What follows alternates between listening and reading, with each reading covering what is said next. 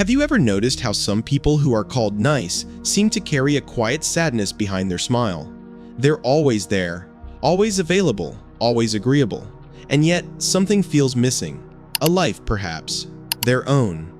If you've spent most of your life being called the nice one, there's a quiet truth about your personality that almost nobody has been willing to tell you. Not because they don't see it, but because they've been too comfortable benefiting from it. Before you watch another second of this, I want you to actually do something, not just listen. Look back over your entire life, quietly, honestly, and count the moments you said yes when your whole body was screaming no. Count the times you smiled through something that hurt you. Count the friendships you kept alive out of guilt, the jobs you stayed in because leaving felt selfish, the family gatherings you attended while dreading every minute, the apologies you gave for things that were never your fault.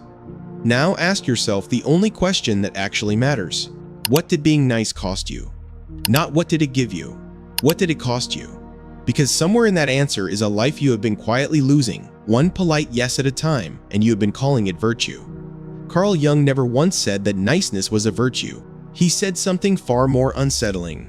He said that what we call goodness is often nothing more than fear wearing a more acceptable name. And if you have spent your whole life being described as nice, easygoing, agreeable, low maintenance, I want you to sit with the possibility that these were never compliments. They were descriptions of how well you had learned to disappear. Think about how early this training begins. Long before you understood the word boundary, you understood the look on a parent's face when you asked for too much, argued too hard, wanted something inconvenient. You learned quickly, the way children learn everything important through consequence rather than explanation, that being agreeable kept the peace, and peace felt safer than being truly seen. So you adjusted. You became easier to manage. You stopped asking for things you actually wanted and started asking for things you predicted would be approved. And nobody called this what it actually was. They called it being a good kid. They called it being easy. And you carried that reward system directly into adulthood, where it stopped being a survival strategy and became something far more corrosive, an entire identity built on making sure nobody around you ever had to feel inconvenienced by your existence. Picture the specific scene, because most people can.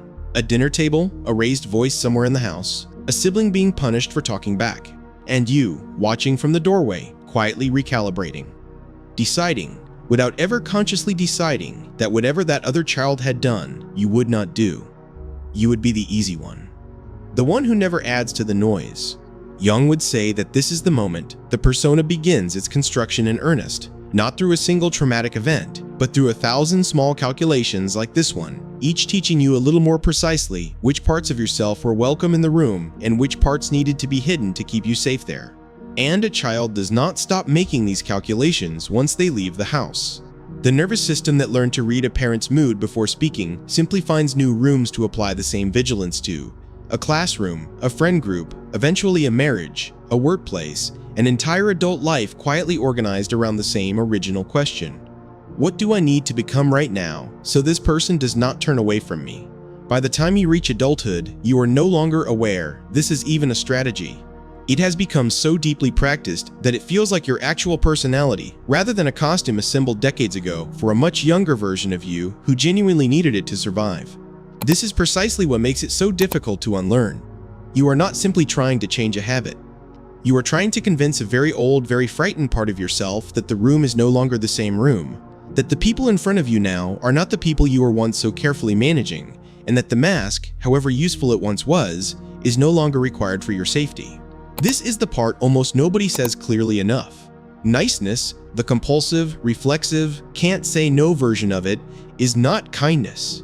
Kindness is a choice made from abundance. Niceness, the way most people practice it, is a transaction made from fear. Kindness asks, what does this person need? Niceness asks, what do I need to do right now so this person doesn't get upset with me? One comes from a full heart. The other comes from a nervous system that has decided, somewhere far below conscious thought, that other people's approval is the price of your safety. And once you see the difference, you cannot unsee how much of your life has actually been the second thing, disguised for years as the first. Jung believed that every one of us wears what he called a persona, the socially acceptable mask we present to the world in place of our full, complicated, sometimes inconvenient self. For most people, the persona is flexible. It shifts depending on the room. But for the chronically nice person, the persona calcifies. It stops being a mask you wear and becomes the only self you know how to present. You forget, somewhere along the way, that you are allowed to disagree, allowed to be tired, allowed to want something that inconveniences another person. The mask becomes so permanent that even you start to believe it is your real face. And this is where the real cost begins, quietly, invisibly, for years before it ever becomes obvious. Consider what a lifetime of reflexive agreement actually does to a person. Every time you said yes to a request you resented, you told your own nervous system that your discomfort did not matter enough to override someone else's convenience. Every time you swallowed an objection to keep a conversation pleasant, you practiced, in real time, the exact skill of erasing yourself. And skills, practiced enough times, become automatic. This is why so many chronically nice people report the same strange experience later in life, a sudden, disorienting realization that they genuinely do not know what they want anymore, in a relationship, in a career, in a simple conversation about where to eat dinner. Not because they never had preferences, but because those preferences were trained out of them so early, so consistently, that the muscle required to locate them has atrophied from disuse. And here is the darker layer underneath this, the one Jung spent his career trying to get people to look at directly instead of flinching away from. Everything you suppress does not vanish, it goes somewhere. Jung called this the shadow, the disowned, unacceptable parts of yourself that get pushed out of conscious awareness because they threaten the nice, agreeable persona you have built. Every no you never said, every anger you swallowed, every resentment you smiled through, none of it disappeared. It accumulated quietly in the part of you that the nice persona was specifically constructed to hide. And a shadow that grows large enough eventually finds a way out, whether you consent to it or not.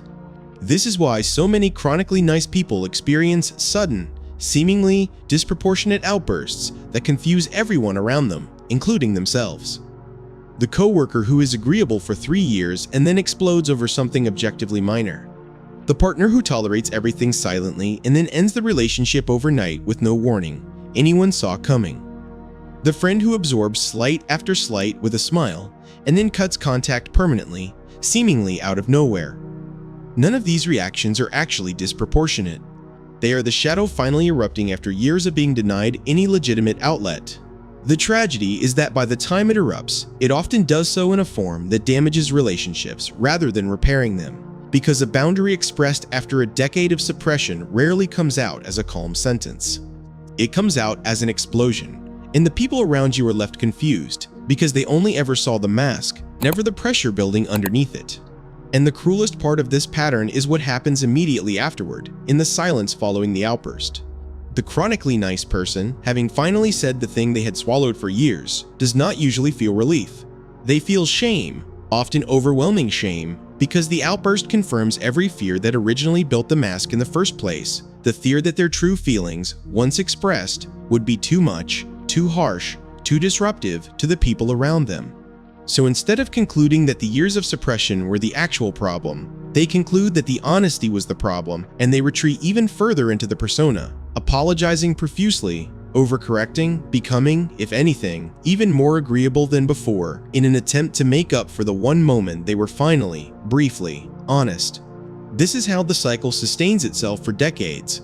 Each rare eruption of truth gets treated as evidence that truth itself is dangerous, rather than evidence that a truth withheld for that long was always going to eventually force its way out, one way or another. If any part of this is already making you think of a specific relationship, a specific job, a specific version of yourself you have been quietly grieving, take a moment and subscribe. This channel exists to say the things about your own psychology that nobody else has been willing to say plainly. And there is more in this video that I think you specifically need to hear right now, so stay with me. Let's talk honestly about who actually benefits from your niceness, because this is the question most nice people spend their entire lives avoiding. It is far more comfortable to believe that your agreeableness makes you a good person than to consider the possibility that it has simply made you convenient. But convenience and goodness are not the same thing, and the people around you know the difference even when you don't. Think about the friend who only calls when they need something, the family member who criticizes you freely, but bristles the moment you offer a single honest opinion back, the partner who describes you as easygoing in a tone that suggests relief rather than admiration. These people have not fallen in love with your character. They have grown comfortable with your compliance, and comfort, once established, tends to defend itself. This is why the people who benefited most from your niceness are so often the first to punish you the moment you stop supplying it. Jung wrote extensively about projection, the psychological process by which people unconsciously attribute their own disowned qualities onto others. And chronically nice people are, without realizing it, extraordinarily convenient targets for this. Because you rarely push back, people project their frustrations onto you without consequence. Because you rarely assert a boundary, people project their unmet needs onto you and expect you to meet them. Because you rarely say no, people project their own avoidance of conflict onto you, letting you become the one who absorbs the discomfort they refuse to face themselves. You become, without ever agreeing to the role, the emotional landfill for everyone around you who has not yet learned to manage their own feelings. And landfills are useful precisely because they never object to what gets thrown into them. Notice, too, how this plays out in something as ordinary as group dynamics, at work, in families, among friends. When a decision needs to be made that nobody wants to take responsibility for, who gets asked to compromise first? When plans need to be rearranged at the last minute, whose schedule is assumed to be flexible? When someone in the group needs to absorb an unfair criticism to keep the peace, who is expected to simply let it go? In almost every group, there is an unspoken agreement about which person can be counted on to yield, and that person is rarely chosen at random. They are chosen because, at some point, consciously or not, they demonstrated that yielding was available from them without cost. Once a group learns this about you, the expectation calcifies quickly, and it becomes remarkably difficult to renegotiate later, because you are no longer just changing your own behavior. You are asking an entire system that has organized itself around your compliance to reorganize itself around a version of you it has never had to accommodate before. Here is something that should feel uncomfortable, because it is meant to. Ask yourself honestly how many people in your life have ever asked what your niceness costs you. Not how many people have thanked you for it, praised you for it, relied on it. How many have actually paused and asked what it takes out of you to be endlessly agreeable, endlessly available, endlessly accommodating? If the answer is almost no one, that silence tells you something important.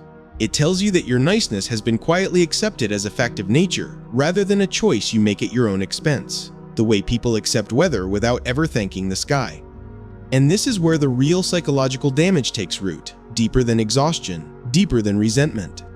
A person who spends decades prioritizing everyone else's comfort over their own truth eventually loses the ability to distinguish their own desires from the desires projected onto them by everyone around them. This is what Jung meant when he warned against remaining unconscious of your own patterns, that you will call it fate when it was actually conditioning. The chronically nice person often arrives at midlife, sometimes earlier, with a bewildering, hollow feeling, having built an entire existence around other people's expectations and having no idea, none at all, what they would have chosen for themselves if they had ever been permitted to ask. This hollowness is not weakness. It is the accurate, honest result of a life spent optimizing for other people's approval instead of your own truth. And here is the part that tends to surprise people the most when they finally confront it. The people who seem to benefit from your niceness were never actually satisfied by it either. Compulsive agreeableness does not generate real intimacy. It generates a strange, one-sided performance that both people, on some level, sense is not quite real. The people closest to you have likely spent years sensing that you are not fully present, not fully honest, not fully known to them, even while praising how easy you are to be around. Easy and known are not the same thing. And most chronically nice people eventually discover, often too late to repair certain relationships, that they were loved for a performance rather than known for a self. Consider too what happens to your body during all of this, because Jung understood, decades before modern psychology caught up, that the mind and body are not separate systems reacting independently. Every swallowed objection, every suppressed anger, every smiled through humiliation registers somewhere physically, whether you acknowledge it consciously or not. This is why so many chronically nice people report chronic fatigue with no medical explanation, tension that lives permanently in the jaw or shoulders, a background hum of anxiety that never fully resolves even when nothing in particular is wrong. The body keeps an account, the conscious mind refuses to keep. And a body that has spent 30 years absorbing unspoken resentment on your behalf does not remain silent forever. Now let's talk about what actually happens when a chronically nice person begins to change, because this is the part almost nobody warns you about, and it is the part that determines whether the change succeeds or collapses under guilt. There is usually a specific moment that starts it, smaller than people expect. Not a dramatic confrontation, not a breakdown, but something almost embarrassingly minor, declining an invitation without inventing an excuse. Telling a friend their comment actually hurt instead of laughing it off, sitting in a silence after saying no instead of immediately filling it with reassurance. These moments feel enormous internally, even though, from the outside, nothing much appears to have happened. And that gap between how small the action looks and how large it feels tells you exactly how much weight the old pattern was actually carrying. A nervous system that has spent 30 years treating disagreement as danger does not recalibrate quietly. It recalibrates with a racing heart over something as ordinary as declining a dinner invitation, and this is not a sign that you are doing something wrong. It is a sign that you are finally doing something your body has been afraid of for a very long time. The moment you begin saying no, expressing genuine preference, declining requests you would have once accepted automatically, you will not be met with universal support.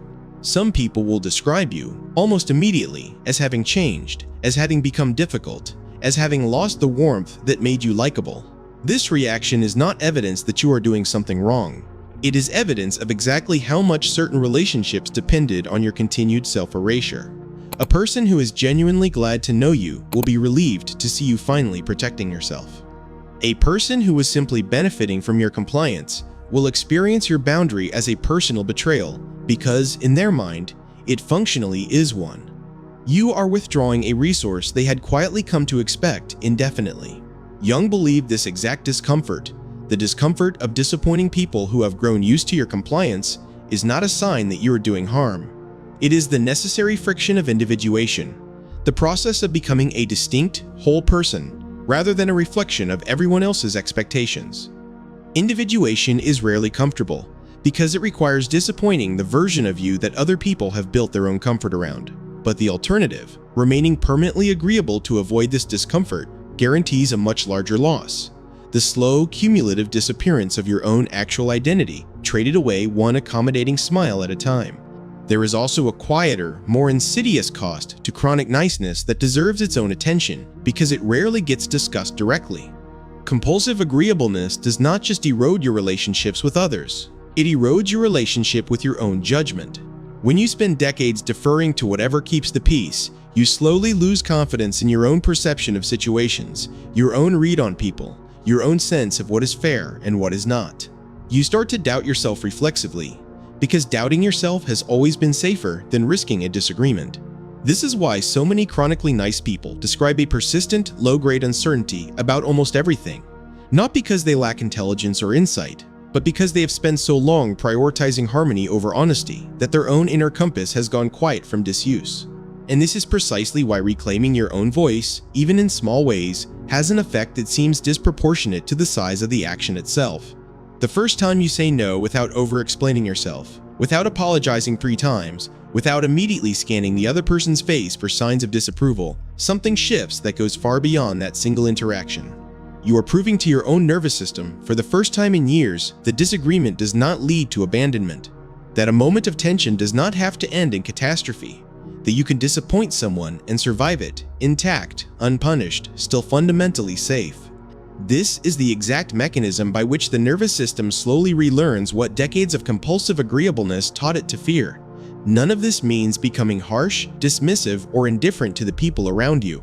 That would simply be trading one extreme for another, and Jung was clear that wholeness is not found at either pole. The goal is not to become unkind. The goal is to become honest, to let your kindness come from genuine generosity rather than fear, to let your yes mean something because your no is available as a real option, and to stop mistaking the absence of conflict for the presence of peace. Real peace does not require your constant self-erasure to maintain itself. If a relationship, a job, or a family dynamic only functions because you continuously disappear, that is not peace. That is a system quietly depending on your exhaustion to keep running smoothly. So here's what I want you to actually sit with after this video ends. Go back to that same exercise from the beginning, the one you may have skipped past too quickly the first time. Look at your whole life honestly. Count the costs, not the compliments. Notice which relationships have only ever survived because you kept absorbing what should never have been yours to carry. And then ask yourself the harder question underneath all of it. If you stopped being endlessly nice tomorrow, who in your life would still choose you? Not the version of you that never inconveniences anyone. You. The actual, complicated, occasionally disagreeable, fully honest you. If the answer terrifies you a little, that fear is not a sign you should keep hiding. It is a sign you already know exactly how much of your life has been spent being loved for a performance instead of known for a self. If this reached something true in you tonight, something you have felt for years but never had language for, write the word unmasked in the comments, because that is exactly the process this video is describing. And if you want to keep going deeper into what Jung actually understood about the cost of the mask we all wear, stay subscribed, because this is only the beginning of what needs to be said.